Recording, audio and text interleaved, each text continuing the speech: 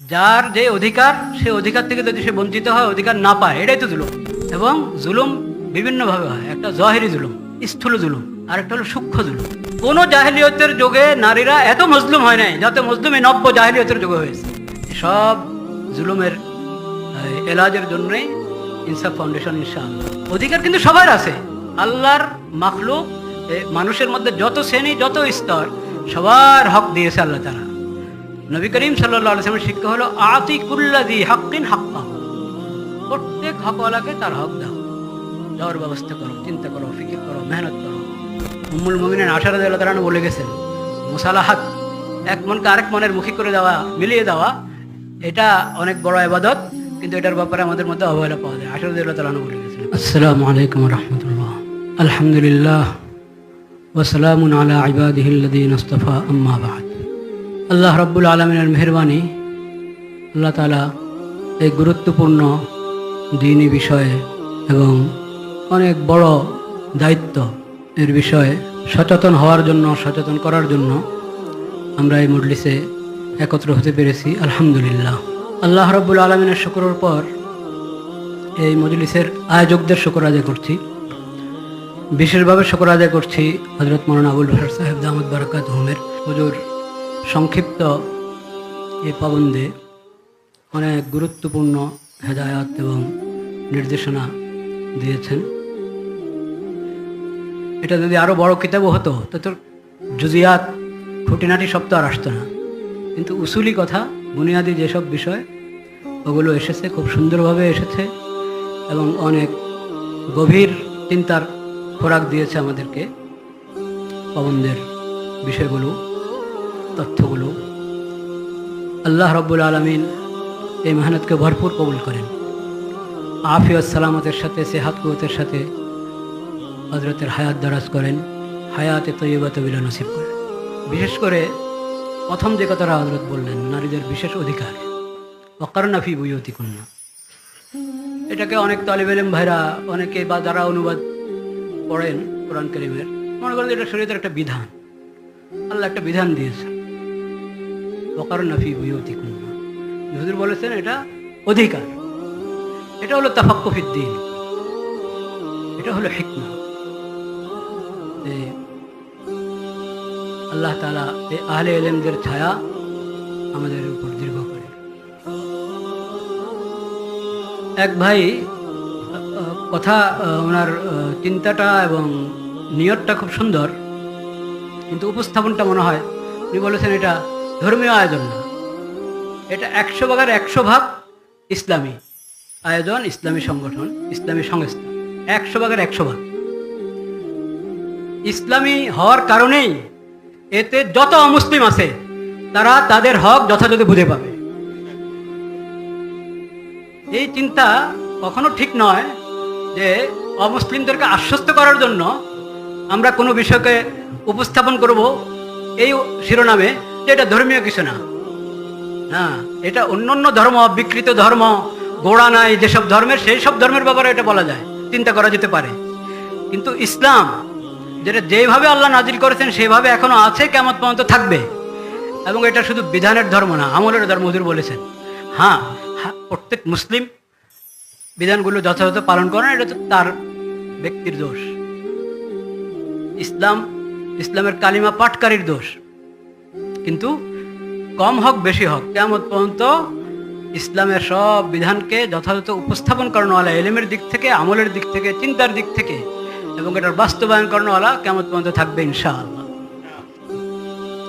এটা ইসলামী হওয়ার কারণে অমুসলিমরা এটার প্রতি আকৃষ্ট হবে এবং তারা দেখবে যে আচ্ছা, ইসলামের এত সুন্দর শিক্ষা, যে ওই শিক্ষা যদি অমুসলিমরাও গ্রহণ করে তাও তারা দুনিয়ার শান্তিটা পেয়ে যায়। আর আখিরাতের শান্তি পেতে হলে তো ইসলামকে গ্রহণ করতে হবে, শুধু ইসলামের খণ্ডিত শিক্ষাকে গ্রহণ করলে হবে না। আল্লাহ তাআলা সে তৌফিক দান করেন আমাদের। ইনসাফ, যে ইনসাফের পরিচয়মূলক যে আলোচনা দিয়েছেন আমাদের হযরত মাওলানা আব্দুল গফফার সাহেব দামাত বারাকাতুহু, এরপরে তার বলার কোনো প্রয়োজন নেই। প্রবন্ধের মধ্যে কিছু কথা এসেছে, এটা সাফ বিষয়টা।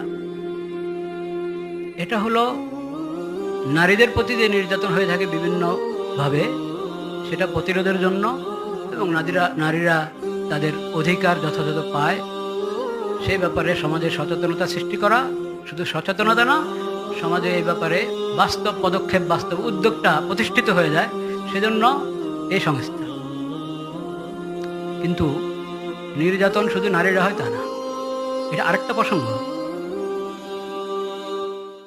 নির্যাতিত নারীরা যেমন হয়, পুরুষরা হয়, ছেলেরা, সমাজে অনেক আছে নির্যাতিত। নির্যাতিত মানে কি? নির্যাতিত খালি কি মারপিট করলে নির্যাতন হয় নাকি? নির্যাতন বিভিন্নভাবে হতে পারে, এবং সহজ একটা হলো অধিকার। যার যে অধিকার, সে অধিকার থেকে যদি সে বঞ্চিত হয়, অধিকার না পায়, এটাই তো জুলুম, এটাই তো জুলুম। এবং জুলুম বিভিন্নভাবে হয়। একটা জহেরি জুলুম, স্থূল জুলুম, আর একটা হলো সূক্ষ্ম জুলুম।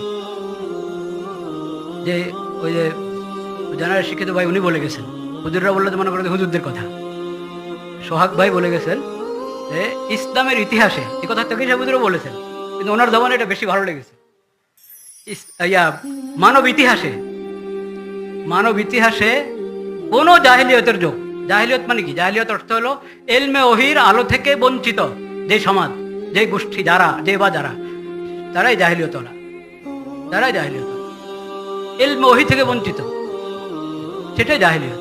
সেটা পুরানো জাহিলিয়ত আর নব্য জাহিলিয়ত।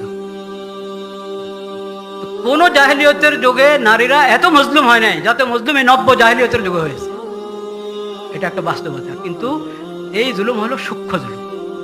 পশ্চিমাদের জুলুম হলো ওমা বাতানা, মা জহারা মিনহা ওমা বাতানা, মা বাতানা, সূক্ষ্ম জুলুম।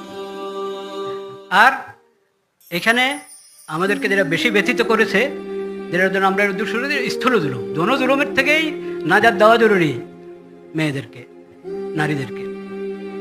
স্থূল জুলুম, স্থূল জুলুম, এসব জুলুমের এলাজের জন্যই ইনসাফ ফাউন্ডেশন, ইনশাআল্লাহ আল্লাহ তাআলা, এটা তো মাত্র এখন শুরুর আন্দাজটা আমরা প্রবন্ধ থেকে এবং মৌলানা আব্দুল গফফার সাহেবের বয়ান থেকে, সভাপতি সাহেবের বয়ান থেকে কিছু আন্দাজ করেছি। আল্লাহর রহমতে ইনশাআল্লাহ আমরা অনেক উজ্জ্বল ভবিষ্যতের আশা করি ইনশাআল্লাহ। তো ও কথাটা আমার পুরো হয় না। আমি বলতেছিলাম ইসলাম তো শিখা হলো আতি কুল্লি হাক্কিন হাক্কাহু, আতি কুল্লাদি হাক্কিন হাক্কাহু। এটা তথাকথিত এই জাহিলি সভ্যতা, পুরানো জাহিলি সভ্যতা হোক আর নতুন জাহিলি সভ্যতা হোক, তাদের মতো না যে একতরফা কথা বলবে, একতরফা কথা, মানে একদিকের কথা। আপনার নারীর অধিকার, পুরুষ কি দোষ করেছে? পুরুষের অধিকার নেই। শ্রমিকের অধিকার, শ্রমিক কি, মালিক কি দোষ করেছে? মালিকের অধিকার নেই। খুব দেখবেন আপনি, অধিকার কিন্তু সবার আছে। আল্লাহর মাখলুক, মানুষের মধ্যে যত শ্রেণী, যত স্তর, সবার হক দিয়েছে আল্লাহ তাআলা। নবী করিম সাল্লাল্লাহু আলাইহি ওয়াসাল্লামের শিক্ষা হলো আতি কুল্লাদি হাক্কিন হাক্কাহু, প্রত্যেক হকওয়ালাকে তার হক দাও, দেওয়ার ব্যবস্থা করো, চিন্তা করো, ফিকির করো, মেহনত করো। এটা তো একটা নারীর অধিকার প্রতিষ্ঠার জন্য এই সংস্থা। এরকম আরো যেখানে যেখানে যত বিষয় অধিকার, ছাত্রদের অধিকার, কওমি মাদ্রাসার ছাত্র বলেন আর মাদ্রাসার ছাত্র বলেন, ছাত্রদের অধিকার, ছাত্রীদের অধিকার, অনেক অধিকার ক্ষুণ্ণ হচ্ছে, অধিকার থেকে বঞ্চিত হচ্ছে। কিভাবে? অনেকভাবে। আমি একটা শুধু বলি, যেটা হয়তো আমার মুখে শুনলে আপনাদের কাছে তাজ্জুব লাগতে পারে। সেটা হলো যে ছাত্রদেরকে যে রাজনীতিতে ব্যবহার করা হয়, এটা ছাত্রদের উপরে জুলুম। কলেজ ভার্সিটির ছাত্রদেরকে রাজনীতিতে ব্যবহার করা হয় না? হ্যাঁ, প্রত্যেক দলের ছাত্রদল আছে, প্রত্যেক দলের ছাত্রদল। কেন? এটা জুলুম, এটা জুলুম। এমনকি এই ইসলামী দলগুলোর মধ্যে তারা ছাত্রদেরকে, মাদ্রাসার ছাত্রদেরকে ব্যবহার করে অনেক ক্ষেত্রে। অন্যায় এটা।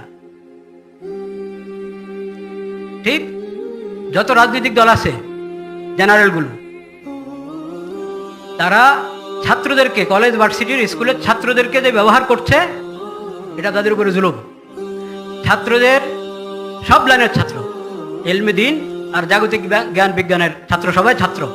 বাকি তালেবে ইলম, মাদ্রাসার ছাত্র, ইলমোহের তালেবে ইলম, তাদের সাথে কারো তুলনা হয় না, এটা স্পষ্ট কথা। কিন্তু ওরাও সমাজের অংশ এবং ওরাও গুরুত্বপূর্ণ দায়িত্ব পালন করে জাগতিক জ্ঞান বিজ্ঞানের যারা। সেই জ্ঞান বিজ্ঞানকে নাস্তিকতা এবং অন ইসলামিক পদ্ধতিতে মুসলিম দেশে পড়ানো, সেটা বিশাল জুলুম, কঠিন জুলুম। ওই জুলুম থেকে ছাত্রদেরকে রক্ষা করতে হবে।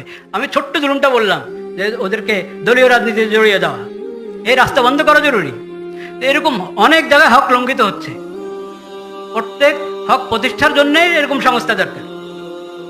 সেজন্য আজকে খালি আমরা এক ধরনের কথা শুনেছি, নারী নির্যাতন, এক ধরনের কথা শোনার কারণ হলো আজকে তো এটাই আলোচ্য বিষয়। লা ইলাহা ইল্লাল্লাহ। আর আমি বেশি বলবো না, আর দুইটা কথা বলে শেষ করছি। আরেক কথা আমাদেরকে ডক্টর হিজবুল্লাহ সাহেব বললেন যে আমি প্রসঙ্গটা ভুলে গিয়েছি, আপনি একটু বলেন। ওই যে বললাম না সূক্ষ্ম জুলুমগুলোর মধ্যে এটা একটা। এখন পশ্চিমা সভ্যতার এই আগে থেকে আছে এই দেশে, এখন আরও অনেক কঠিনভাবে বাস্তবায়ন করা হচ্ছে। সেটা হলো সমকামিতার নতুন নতুন রূপ, ট্রান্সজেন্ডার কি বলে, কি এলজিবিটি নাকি, হ্যাঁ, কত প্রকার মেয়েদেরকে ছেলেদেরকে নষ্ট করার জন্য পশ্চিমা সভ্যতা থেকে এখানে আনা হচ্ছে। মনে হয় যেন মুসলিম উম্মত ফকির, নাউজুবিল্লাহ। মুসলিম উম্মতের কাছে যেই আল্লাহর হেদায়েত, নবী করিম সাল্লাল্লাহু আলাইহি ওয়াসাল্লামের যে আদর্শ, ওটা থেকে দূরে সরানোর জন্য এমনি তো জাহিলিয়াতের অভাব নাই এই দেশে, আরো আমদানি করা হচ্ছে। আল্লাহ তাআলা যারা আমদানি করছে তাদেরকে আল্লাহ হেদায়েত দান করেন।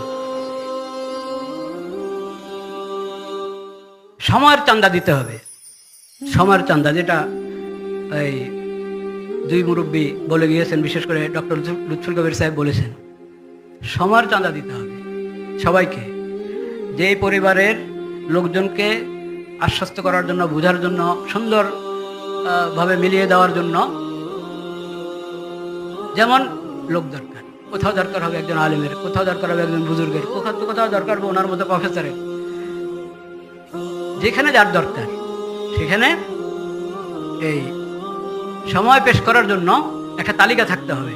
ইনসাফের দপ্তরে তালিকা থাকবে, বিভিন্ন জনের নাম লেখাবেন যে আমি যদি কারোর সাথে কাউন্সিলিং করতে হয় সেখানে এই সময় দেওয়ার জন্য আমি প্রস্তুত আছি।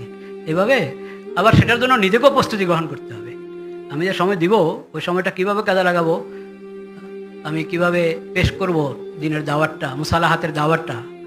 উম্মুল মুমিনিন আয়েশা রাদিয়াল্লাহু তাআলা বলে গেছেন, মুসালাহাত মিলিয়ে দেওয়া, মনগুলো মিলিয়ে দেওয়া, মন যখন আলাদা হয়ে যায়, দুইমুখী হয়ে যায়, হ্যাঁ, এক মনকে আরেক মনের মুখী করে দেওয়া, মিলিয়ে দেওয়া, এটা অনেক বড় ইবাদত। কিন্তু এটার ব্যাপারে আমাদের মধ্যে অবহেলা পাওয়া যায়। আয়েশা রাদিয়াল্লাহু তাআলা বলে গেছেন কথা। সেই ওটার জন্য সময়ের চান্দা চাচ্ছি আমি।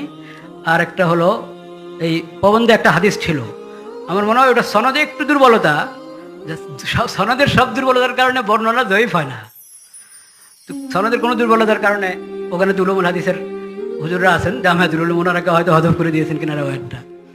সেখানে বলা হয়েছে নবী করিম সাল্লাল্লাহু আলাইহি সাল্লাম বলেছেন যে জিবরিল আলাইহিস সালাম আমাকে বারবার সতর্ক করেছেন, ওসিয়ত করেছেন, তাম্বি করেছেন। হাত্তা জানান্তু আন্নাহু সাইয়্যুহারিমু তালাক, জারের ব্যাপারে তো হাদিস আছে মশহুর, ওটা সহিহ হাদিস, সবাই জানে, সহিহ সনদ প্রসিদ্ধ প্রতিবেশীর ব্যাপারে। কিন্তু এটা কম আলোচিত বা অনালোচিত। এত বলেছেন জিবরিল আলাইহিস সালাম আমাকে যে স্ত্রীদের প্রতি, নারীদের প্রতি যত্নবান হও, যত্নবান মানে রাসূলুল্লাহ ধর্ম যত্নবান আছে না 100 ভাগের 100 ভাগ, সবাইকে যত্নবান হওয়ার জন্য বলতে থাকা। এমনকি আমার মনে হলো কি তালাককে নিষেধ করে দেওয়া হয় নাকি? তালাক নিষেধ হয়ে গেছে তা না, নিষেধ হয় নাই। যেরকম প্রতিবেশীকে তো আর ওয়ারিস বানানো হয় নাই, ওয়ারিস না সে, মানে উত্তরাধিকার ওয়ারিস না। এটা অনেক গুরুত্বপূর্ণ বিষয়। ওই হাদিস তো আমরা সবাই শুনেছি, যে আবগাদুল হালালি ইলাল্লাহি আত-তালাক, হ্যাঁ, হালালের মধ্যে আল্লাহর কাছে সবচেয়ে অপছন্দ হলো কি? তালাক। তালাক হালাল, কিন্তু সবচেয়ে অপছন্দ এটা আল্লাহর কাছে। এই যে হালাল, কখন হালাল? যদি তালাকের মধ্যে জুলুম না থাকে। তালাকের সঙ্গে যদি জুলুম যুক্ত হয় তাহলে জুলুম হালাল হওয়ার জন্য যে শর্ত, সেই শর্তে হালাল হবে। নয়তো তালাক দিলে হয়ে যাওয়া এক জিনিস, আর ন্যায়ভাবে তরিকা মতে হওয়া এটা আরেক জিনিস।